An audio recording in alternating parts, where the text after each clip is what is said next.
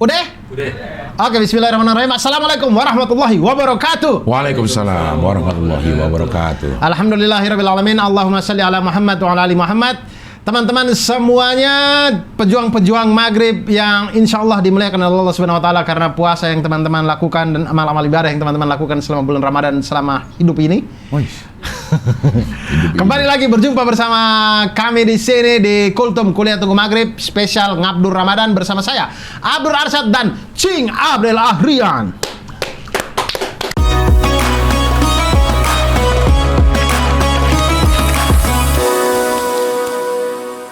Ini mas pesanannya. Sebelum saya makan, halal gak nih? Ya halal dong. Itu gak lihat logonya? Kalau halalin anak bapak, boleh. Nah itu yang susah. Yang gampang urus sertifikat halal di BPJPH. BPJPH? Iya, Badan Penyelenggara Jaminan Produk Halal. Oktober 2024, kalau produk makanan, minuman, jasa penyembelihan, dan hasil sembelihan belum bersertifikat halal, siap-siap aja kena sanksi. Segera sertifikasi halal. Halal itu baik, halal itu sehat. Itu dia tadi. Mantap, bumpernya ada mau munculnya tuh ada opacity-nya pelan-pelan. Opacity. Ngerti ya? Editor. Iya. Cing Abdel nggak ngerti ya gitu-gitu ya?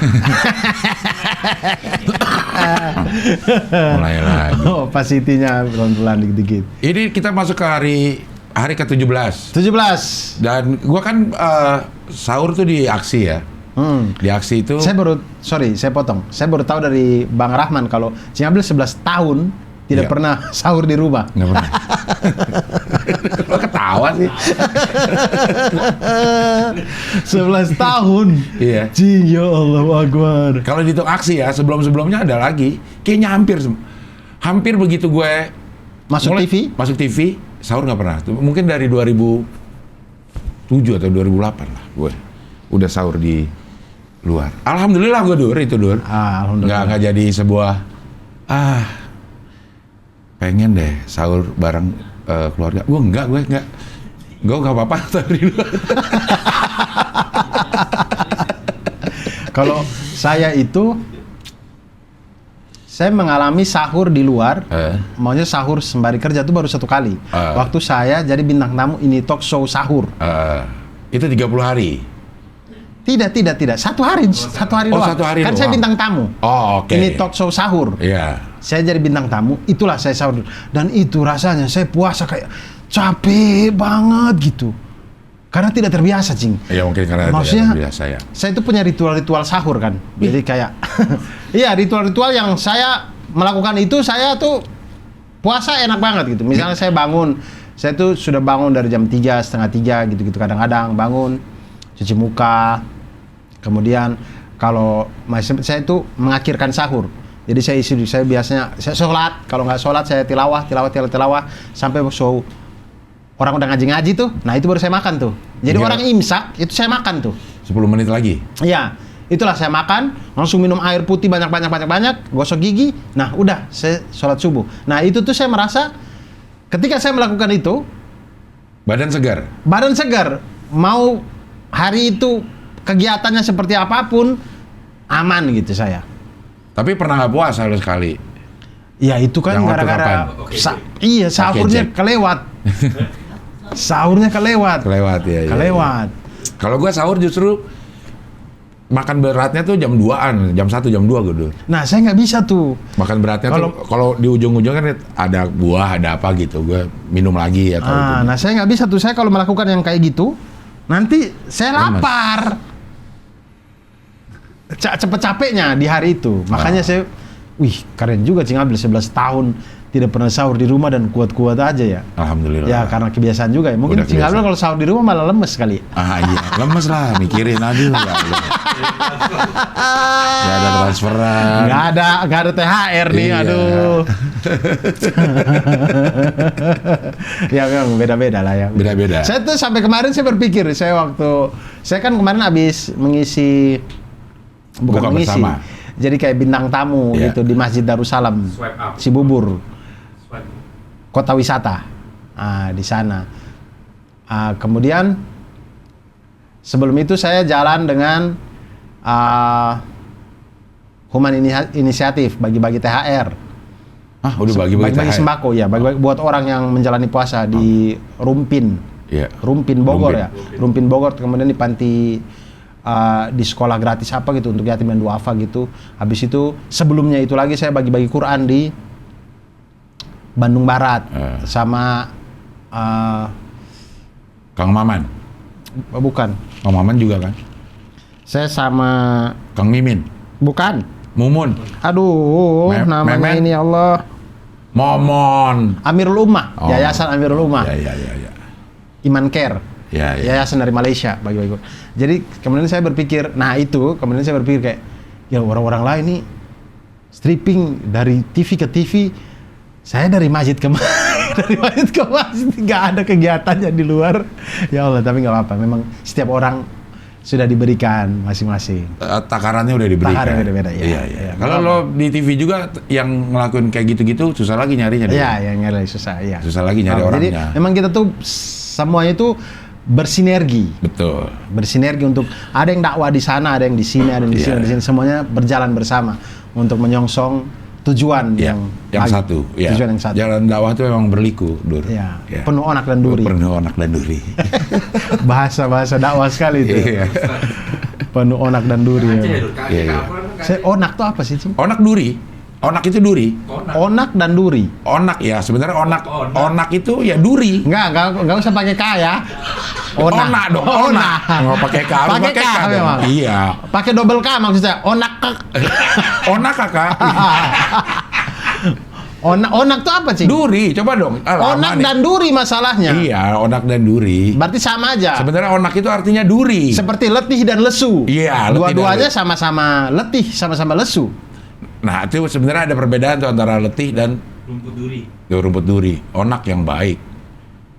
Rumput duri Ya. adalah nama umum dari sekelompok tumbuhan berbunga. Oh. Duri. Ya. Onak dan duri. Karena kalau dia bilang Asteraceae agak susah Agak ya. sulit, ya. Agak susah nama keluarganya. Ya. Asteraceae agak susah. Penuh Asteraceae dan duri. Ya. Kurang enak. Kurang Penuh enak. onak dan duri. Onak dan duri. Dan duri dan onak juga nggak enak. Lebih enak onak dan duri. Onak dan duri. Duri dan onak juga kurang enak. kurang. Ya? Penuh onak dan duri. Iya. Nah, kemudian ini hari ke-17, Cing Abdel. Hari di mana ayat pertama dari Al-Quran itu turun. Itu gue membayangkan ya, Dur. Itu peristiwa itu mengubah dunia untuk selamanya. Mulai hari itu dunia bukan lagi tempat yang sama gitu, Dur. Peristiwanya cuma di tempat yang kecil itu, Dur, gitu. Betul. Dan setelah itu turun, ya udah dunia akan berbeda selama-lamanya. Betul. Kejadiannya cuma di tempat yang kecil, udah gitu yang terlibat dalam situ Nabi Muhammad juga nggak sadar bahwa itu akan mengubah hidupnya. Ya, beliau tidak sadar kalau beliau adalah diangkat menjadi nabi. Pada saat itu beliau berpikir, beliau juga tidak tahu itu Jibril yang datang, itu Jibril. Iya. Yang di 23 tahun ke depan itu akan selalu datang untuk memberikan ayat Quran ini. Nah, gue nggak tahu apa gue lupa sebenarnya dari umur 25 sampai 40 tahun itu Nabi Muhammad juga udah mulai menerima apa wahyu-wahyu ya katanya ya. Tapi untuk diri sendiri atau gimana sih? Tidak menerima wahyu. Beliau hanya senang untuk menyendiri. Oke. Karena dari pemahamannya beliau sebelum beliau Jibril alaihissalam turun memberikan wahyu ini, pemahaman Nabi Muhammad SAW itu sudah bahwa nyembah patung ini salah gitu. Ya. Ini nggak bisa apa-apa kok disembah-sembah gitu. Makanya beliau itu tidak pernah mau mengikuti tradisinya orang-orang Quraisy. Makanya beliau suka menyendiri di Gua Hira. Dan itu yang dijadiin oleh penduduk Mekah sebagai alasan untuk bilang dia tidak waras kayak gitu-gitu ya. Suka menyendiri, holwat, suka delusional katanya gitu ya. Padahal kemudian yang terjadi itu Jibril alaihissalam datang memberikan ayat 17. Ini malam 17 biasa kita sebut dengan malam nuzul Quran ya. Malam nuzul Quran. Dan saya itu waktu mengisi di bukan mengisi sih, jadi bintang tamu lah ya. Kalau mengisi itu seolah-olah kayak saya berilmu banget gitu. Saya jadi bintang tamu di Masjid Darul Salam itu. Ada ustadz juga yang ada di situ. Beliau menjelaskan bahwa kitab-kitab sebelumnya, bahkan sebelum Al-Quran itu, Zabur, Taurat, dan Injil itu semuanya turun waktu Ramadan semua itu. Di bulan Ramadan. Semua kitab-kitab yang kita tahu itu semuanya turun di bulan Ramadan. Lalu kemudian Al-Quran juga sama turun dengan di Ramadan. Maka di dalam buku, saya lupa penulisnya siapa, tapi judulnya Pengantin Ramadan. Sebenarnya di Ramadan itu pengantin, kita mempersiapkan segala sesuatunya, seserahan apa segala macam. Pengantin utamanya itu adalah Al-Quran. Maka sangat dianjurkan untuk kita perbanyak membaca Al-Quran di bulan Ramadan itu, karena pengantinnya Ramadan tuh Al-Quran itu. Iya. Nah itulah kemudian saya rasa macam, wah saya dapat sesuatu juga nih Dari mengisi itu. Datang di situ. Iya. Alhamdulillah. Kayaknya kita pasti akan dapat sesuatu yang baru deh, Dur. Kalau Iya, di tempat iya. yang baru. Iya ya. Asal kita membuka diri, Dur. Iya, membuka diri, mau mendengarkan. Betul. Terus kalaupun ada hal yang berbeda, ya udah kita terima dulu, baru habis itu kita analisa dengan pemahaman kita. Betul. Kalau begitu kita dapat, terus kita udah nolak dulu, ya udah kita Ya. sulit menerima kebenaran akhirnya. Benar. Jangan sembari mendengar orang, otak sembari berpikir counternya apa. Jangan. Iya. Dengar aja dulu, set. Iya. Nah, nanti ada fasenya di mana ada saatnya untuk kita menelaah. Oke, yang tadi didengar gini. Oke, Iya. kita cari Iya. ini atau apa gitu. Secara nggak sadar itu sering kita lakukan tuh, Dur. Betul. Gue dulu ya. Kalau sekarang sih kayaknya gue nerima sesuatu yang baru gue dengar ataupun berseberangan dengan, ya udah gue terima dulu juga, gue nggak mati kok gitu. Maksud gue terima aja dulu, bener atau enggak ya nanti kita diskusikan gitu. Saya tuh sering mendengar sembari otak berpikir tuh, kalau main ini tuh Apa? main ngegrup gitu. Jadi kayak Cing Abel ngomong apa itu, saya nggak lagi dengar Cing Abel, saya lihat ya, tapi saya bilang, balas apa ya biar lucu. Susahnya minta ampun. Padahal kalau saya melihat ya, saya tidak tahu di dalam pikirannya seorang komedian kayak apa ya, tapi kalau saya ngelihat orang tektokan, kayaknya mereka mendengar lawan bicaranya, jadi habis itu sini, bisa ke sini, karena dia mendengarkan. Iya. Nah kayaknya saya itu karena sibuk dengan pemikiran saya sendiri, cari lucunya, makanya itu yang membuat saya susah tektokan gitu. Iya. Kan kadang-kadang kalau komedian yang grup-grup gitu ya, kita ngomong tuh, kita kadang-kadang ngarepin pancingan dari lo gitu, lawan, supaya gue bisa ngeluarin punchline. Gitu. Bukan artinya nah, cara saya tahu kalau Cing Abel mau minta saya itu untuk mancing. ala bisa karena biasa. Udah harus di dilatih terus. Flying Watch. Apa tuh? Flying Watch. Apa tuh? Jam terbang. Wah, jam terbang. Ya Allah, bulan puasa, bang. Saya lagi nggak mau ngomongin orang loh. Bahasa Inggris. Iya. Maksudnya memang ala bisa karena biasa, Dur. Tapi kan dalam grup juga udah ada apa namanya pattern-patternnya. Udah ada bagian-bagiannya. Ini bagian yang mancing aja, ntar punchline-nya di lo gitu. Tapi itu kan kalau ngegrup. Ya. Maksudnya kita sudah janjian. Iya. Misalnya kayak tiba-tiba saya diundang ke Pas Buka misalkan. Iya. Atau ke Vindes atau Iya. kemana gitu. Saya bingung tuh, kan kita belum pernah bermain sebelum ini gitu. Iya. Jadi Ya harusnya ngobrol aja seperti biasa lah. Iya, Ngomong aja, ntar lucunya ditemukan bukan dicari.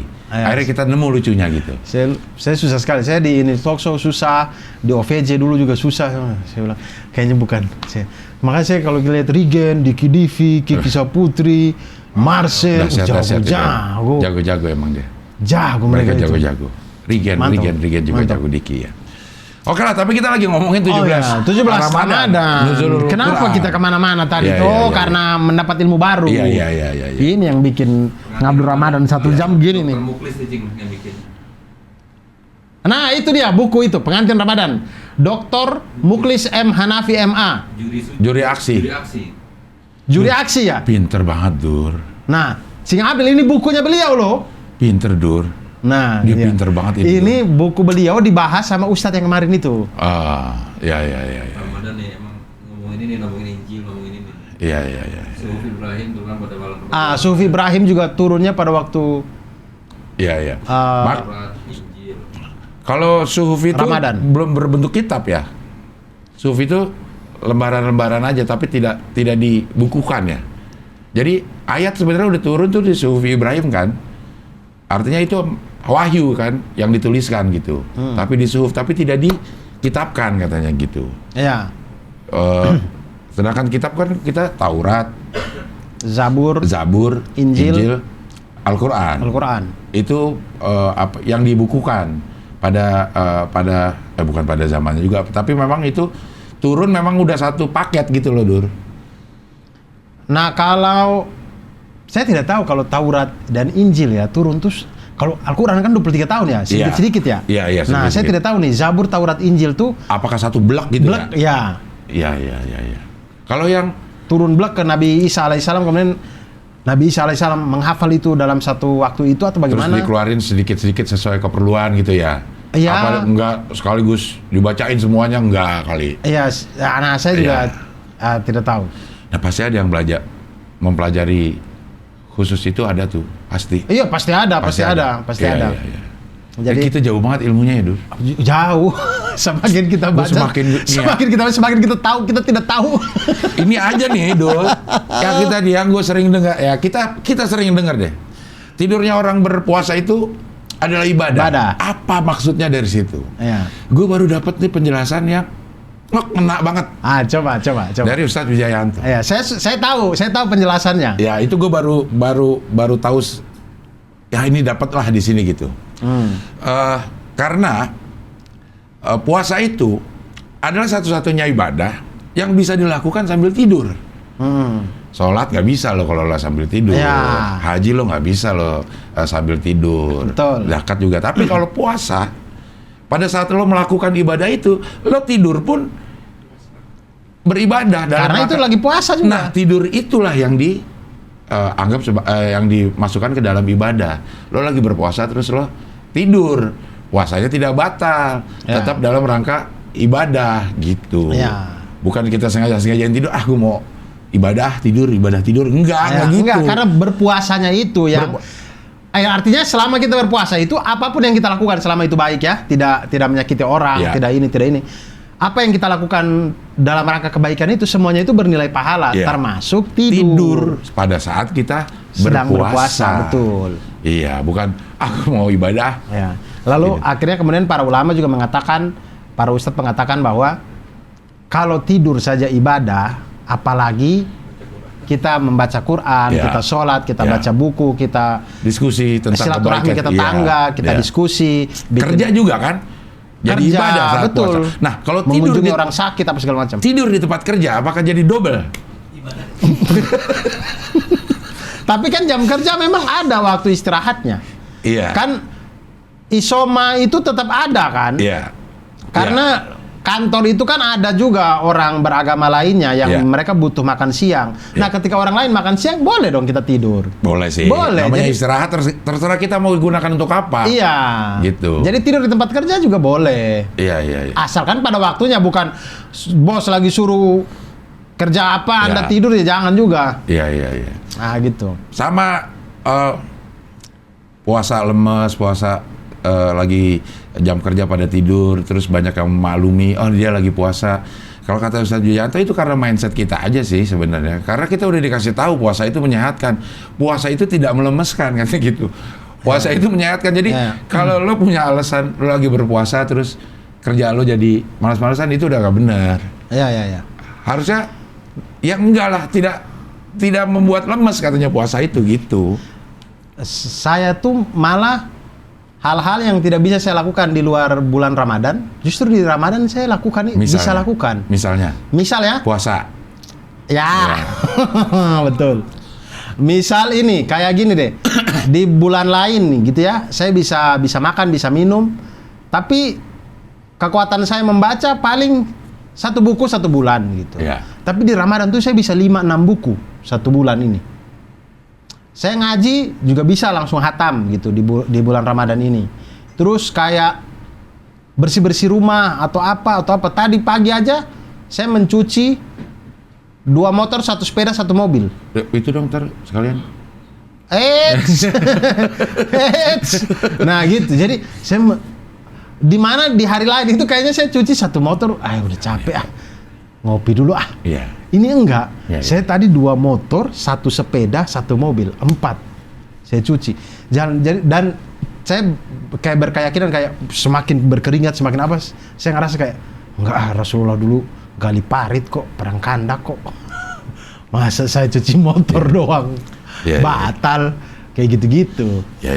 Tapi kalau syuting Oke Jack batal. Iyo. Iman lagi turun. Iya. Makanya emang Mungkin karena mungkin saya tidak dikasih stripping lagi sama Allah Subhanahu wa taala, itu mungkin karena Iya. Abdur, kamu itu kalau saya kasih stripping, ya. imanmu itu turun. Nah, kalau lo pada pengen dengerin kisah Abdur batal puasa, lihat di YouTube-nya Tembok Group. Saya ada ngomong di situ ya? Ada dong. Gua kan Oh, tahu iya. itu di situ. Oh iya. Itu udah lo omongin, makanya gua omongin. Oh iya. Iya, saya ngomong di situ ya. Saya lupa juga. Ya. Iya. Ada di Perasaan dengan si Abdul juga saya pernah bilang deh. Enggak. Gua baru tahu di situ pas nonton. Oh. ST siang-siang jing, orang lighting lalu lalang baru ada airnya kan. Wah, sini. Saya minta lah. PU, lalu PU. Enggak, saya bikin sendiri. Karena malu minta ke ini. Ibnu Jamil udah lihat, Dur. Tapi Ibnu Jamil kuat. Ibnu Jamil kuat puasanya. Oke, Nah, kita itu. lagi ngomongin 17 Ramadan. Nuzulul Quran. Inilah teman-teman, makanya itu perbanyaklah membaca Al-Quran. Ya. Saya tuh kadang saya lihat kemarin postingan di IG-nya Ustadz Khalid Basalama mengatakan bahwa membaca Al-Quran tuh disunahkan untuk menangis. Nah, untuk bisa menangis harus paham artinya. Artinya, kan? iya. Kadang ada beberapa ayat yang kalau saya paham sedih juga gitu. Dan yang bikin saya kadang-kadang gemeter tuh ini, Cing. Dulu kita punya sempat tren dub smash kan, Ya. dub smash gitu segala macam, lip sync lah gitu ya.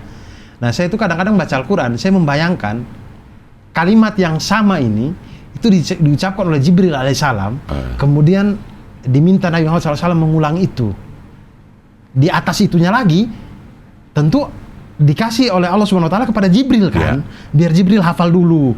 Atau entah bagaimana caranya ya, tapi Langsung apa, kalimat yang sama yang sedang saya baca ini nih, itu tuh pernah diturunkan dari arsy-nya Allah ke Jibril, dari Jibril ke Nabi Muhammad SAW. Itu tuh kadang kalau pikiran saya lagi begitu gemeter saya. Iya. Kita sedang membaca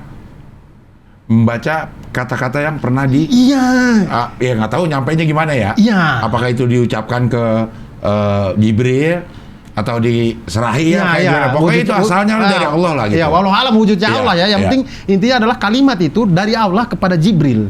Iya. Kalimat yang saya lagi baca di dalam kamar saya, yang ini kalimat yang sama, ini kalimat yang luar biasa, yang wow. Saya bisa dapat loh. Keajaiban Al-Quran itu. Kalau ajaib memang. Kalau tidak ajaibnya Al-Quran, mungkin kalimat itu tidak sampai ke saya gitu. Iya, benar. Nggak. Ya kalau nggak ada itu ya nggak nyampe juga. Nggak nyampe semuanya, Dur. Bukan hanya Al-Qurannya aja. Tata cara hidup kita kayak gini. Makanya gue sering membayangkan tuh, Dur. Pada saat di malam ini nih, terus Nabi Muhammadnya sedang naik ke Gua Hiro-nya. Nggak pernah membayangkan bahwa akan terjadi nuzulul Quran gitu. Padahal di langit lah istilahnya gitu. Itu udah lagi dipersiapkan nih. Iya. Maksudnya makhluk-makhluk langit tuh pada lagi penglihat. Nah, dia udah mulai jalan tuh. Malaikat-malaikat itu menanti. Iya, menanti gitu kan. Nah, dia udah jalan tuh. Udah masuk tuh. Kayaknya April, ayo cepetan gitu kali ya. Maksudnya bayangkan betapa langit ini sedang mempersiapkan sebuah event yang begitu besar untuk seorang hamba yang dia sedang berjalan dalam kesendiriannya ke Gua Hira. Dan dia nggak tahu. Dia tidak tahu. Mulia sekali Nabi Muhammad SAW. Memang mulia sekali beliau itu. Maksudnya kalau kita aja mendapatkan sesuatu yang nggak dikira-kira, apa yang nggak pernah kita duga gitu. Gembiranya tuh seperti apa gitu. Iya. Bahkan dari yang saya tahu itu ya Ustadz pernah cerita dari Nabi Adam alaihissalam diciptakan, nurnya Nabi Muhammad SAW itu sudah disiapkan. Iya. Jadi nabi-nabi udah tahu. Nabi-nabi udah tahu. Yang sekilas aja gue tahu ini, ada yang nanya kan itu apa kata gitu. Iya. ini sebelum semua diciptakan. Iya. Allah menciptakan ini. Nurnya Sallallahu udah disiapkan gitu. Sudah disiapkan. Makanya juga bersahadat katanya kan. Apanya? Para nabi bersahadat juga. Bersyahadat asyhadu an la ilaha illallah asyhadu anna muhammadar rasulullah. Iya. Karena memang udah ada gitu. Ajaib ya maksudnya. Iya. Dan bayangkan maksudnya kayak Abul Anbiya, Nabi Ibrahim alaihissalam ya. Maksudnya dengan segala tawaduknya beliau ya, ketaatan beliau dan segala macam ya. Beliau pasti tahu lah dari keturunan beliau ini akan lahir nur yang beliau pernah lihat itu. Iya. Akan ditiupkan di salah satu tubuh dari keturunan beliau. Iya. Tapi beliau tidak jumawa-jumawa gitu, enggak yang ini, enggak. Beliau tawadu aja Nabi Ibrahim alaihissalam. Nabi, udah berapa menit Bang? 25. Wih 25 Bang, si orang udah tarawih nih. Iya. Baiklah itu teman-teman. Nah, Nuzul Quran ini biasanya kita ada apa tuh? Ada peringatan. Malam abis tarawih ini biasanya ada Mul Quran ya. Khotmul Quran. Ataman ya, rame-rame. Oh biasanya hataman kalau yang masjidnya itu semalam bisa dapat 2 juz. Atau tamannya dibagi ininya dulu. Satu orang 1 juz. Oh, I see. Jadi Jadi sudah macam-macam. dibagi-bagi ke jamaah, Misalnya 30 baca. Satu juz. Ya, saya biasa dapat, betul. Begitu kelar ya dianggapnya kita hatam. Ya, saya biasa dapat kalau nggak dikasih juz 15, kadang juz 16 saya dapat tuh. Kemudian dibaca, ntar semua sudah baca, sudah. Ya, udah Oke, kita hatam. Ya. Juz 30-nya dibaca bareng-bareng di masjid. Iya. Ya, itu dia teman-teman. Biasanya kuenya banyak-banyak, kuenya lagi banyak nih. Malam Nah ini. itu gue menyerasakan itu sekali tuh proses ritual yang kayak begitu di saat rehab gue terakhir tuh. Oke. Jadi dibagi gitu. Terus abis itu ada baca. Ada yang baca tapi nggak wudu. Bukan. Habis itu baca apa doa Hatam. khatam. Terus kan biasa di Quran atau itu ada ininya juga kan doanya kan. Iya, di lembar terakhir itu ada doa khatamnya. Lembar terakhir gitu. Sampai kisahnya itu yang dia bilang pada saat ini kita lagi bareng nih sama 60.000 malaikat katanya. Di 60.000 malaikat lagi ngedoain kita bareng-bareng ini katanya gitu. Oh, iya. Karena di situ ada dikisahkan juga kalau kita lagi begitu hatam Al-Qur'an 60.000 atau berapalah ininya. Pokoknya puluhan ribu malaikat itu ngedoain orang yang hatam Quran. Makanya di tradisi kita juga banyak tuh yang merayakan anaknya udah hatam Al-Quran, motong kambing, perayaan-perayaan kayak gitu. Maksudnya wisuda istilahnya, wisuda TPA. Iya, malaikat aja seneng gitu. Ya. Kita juga patut seneng kalau ada keluarga kita, apalagi anak gitu yang hatam Al-Quran. Iya, betul. Betul. Kita kadang ada yang dari Iqra naik ke Al-Quran besar aja. Ada wisudanya. Ada wisudanya, Iya. kita potong ayam, potong Iya, kambing untuk memeriahkan itu. Iya. Nah, itu pencapaian. Iya. Nah, begitulah teman-teman. Semoga malam ini kita semakin semangat untuk membaca Al-Quran karena bulan Ramadan ini adalah bulan turunnya kitab mulia ini yang mujizatnya diberikan kepada Nabi Muhammad SAW dan ini satu-satunya, iya kayaknya satu-satunya mujizat dari Nabi Muhammad SAW yang sampai sekarang kita masih rasakan gitu. Iya. Mujizat Nabi Musa belah laut kita sudah tidak bisa rasakan. Iya. Mujizatnya Nabi Ibrahim alaihissalam tidak mempan dibakar api, kita tidak bisa rasakan. Tapi Mujizat Nabi Isa menghidupkan orang mati kita tidak bisa kita memperbanyak makanan Nabi Isa alaihissalam kita tidak bisa rasakan. Tapi mujizat Nabi Muhammad SAW Al-Quran ini kita bisa rasakan sampai sekarang. Cukup dengan membacanya saja kita bisa rasakan itu teman-teman. Jadi mudah-mudahan kita semua rajin untuk membaca Al-Quran. Amin. Lebih kurangnya kami mohon maaf. Selamat berbuka puasa semuanya teman-teman. Berjumpa lagi nanti di Kultum esok hari. Ya. Kuliah tunggu maghrib. Saya Abdul Arsyad pamit. Tapi bukannya pakai apa? Sabar dong. Ya. Ini gara-gara sudah terlalu lama Ci. Iya. Kita 26 menit Ci. Iya harusnya iya. Ya, teman-teman pasti menunggu kan berbuka dengan apa? Nah, berbukanya itu dengan yang manis-manis dan yang halal-halal. Karena nanti Cing, Oktober 2024 itu seluruh produk makanan dan minuman, jasa penyembelihan, hasil sembelihan, itu semuanya itu sudah harus bersertifikasi halal. Oh, ya jadi kalau yang memang lo pada punya usaha mikro atau usaha kecil silakan ada program sertifikasi halal gratis namanya Sehati dari BPJPH. silakan. Ada 1 juta sertifikat gratis yang disediakan selama tahun 2023 ini.